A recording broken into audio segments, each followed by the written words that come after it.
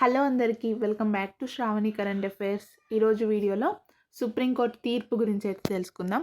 EWS certificate అనేది ఉద్యోగ నోటిఫికేషన్కు ముందు సంవత్సరానిదే తీసుకోవాలి, అలానే ఉండాలి అనైతే సుప్రీంకోర్టు తీర్పు ఇచ్చింది.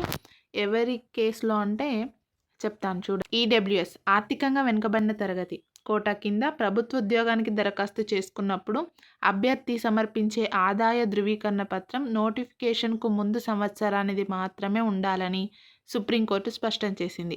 తెలంగాణ పబ్లిక్ సర్వీస్ కమిషన్ 2024 నిర్వహించిన గ్రూప్ 1 పరీక్షలో మంచి మార్కులు సాధించిన పాత సంవత్సరం ఆదాయ ధృవీకరణ పత్రం సమర్పించిన కారణంతో తనకు ఉద్యోగాన్ని నిరాకరించడాన్ని సవాలు చేస్తూ మన్నెం ఝాన్సీ అనే అభ్యర్థిని దాఖలు చేసిన పిటిషన్పై సోమవారం విచారించిన జస్టిస్ మనోజ్ మిశ్రా, జస్టిస్ విజయ్ బిష్ణోయ్లతో కూడిన ధర్మాసనం ఈ మేరకు ఉత్తర్వులైతే జారీ చేసింది. తెలంగాణలో 2022లో ఏప్రిల్లో గ్రూప్ 1 నోటిఫికేషన్ జారీ కాగా పిటిషనర్ ఈడబ్ల్యూఎస్ కోటా కింద అక్టోబర్ 16న ప్రిలిమ్స్ రాశారు.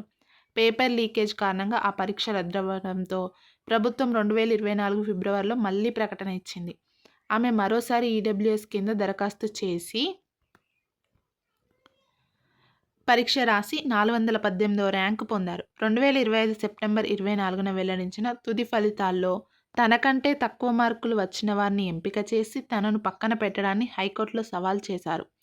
ఏకసభ్య ధర్మాసనం ముందు విచారణ జరిగినప్పుడు టీజీపీఎస్సీ తరపు న్యాయవాది పిటిషనర్ అభ్యర్థిత్వాన్ని పక్కన పెట్టడానికి కారణాలను వివరించారు. 2024లో జారీ చేసిన నోటిఫికేషన్ ప్రకారం ఆమె 2023-24 ఆర్థిక సంవత్సరానికి సంబంధించిన ఆదాయ ధృవీకరణ పత్రం సమర్పించాల్సి ఉందన్నారు. 2022 నోటిఫికేషన్ ప్రకారం సమర్పించిన 2021-22 సంవత్సర ధృవీకరణ పత్రం చెల్లుబాటు కాదని తెలిపారు. ఆ వాదనలను పరిగణలోకి తీసుకున్న ఏకసభ్య ధర్మాసనం పిటిషనర్ కేసును కొట్టేసింది. దానిపై ఆమె డివిజన్ బెంచ్ ముందు అప్పీల్గా వెళ్ళగా అక్కడ అదే తీర్పు వచ్చింది. ఆ తీర్పులను సవాల్ చేస్తూ జూలై 21న దాఖలు చేసిన స్పెషల్ లీవ్ పిటిషన్పై సోమవారం విచారించిన సుప్రీంకోర్టు ధర్మాసనం హైకోర్టు తీర్పునే సమర్థిస్తూ ఉత్తర్వులు జారీ చేసింది.